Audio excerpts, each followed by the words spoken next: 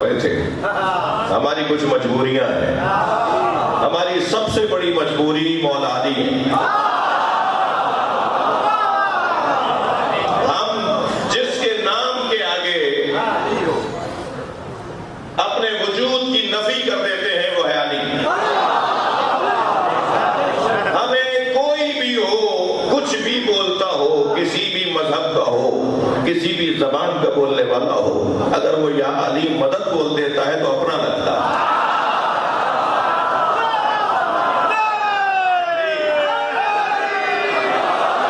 हमारा तो रिश्ता ही कुछ और है।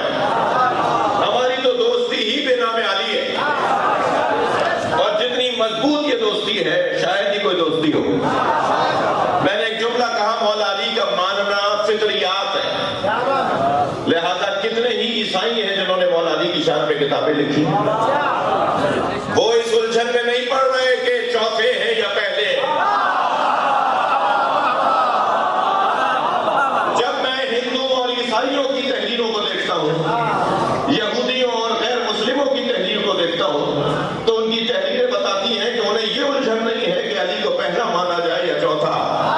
उनकी तहरीरें तो बताती हैं कि तुम अली को ढूंढना चाहते हो तो आदम की खिलकत से पहले ढूंढो। अली को ढूंढना चाहते हो तो कायनात में ढूंढो। अली को ढूंढना चाहते हो तो सब खत्म हो जाए तो कयामत में ढूंढो। मुझे उन लोगों की मंतिक समझ में नहीं आती जो ये कहते हैं कि दुनिया में अली चौथे नंबर पर है और आखिरत में पहले नंबर पर है।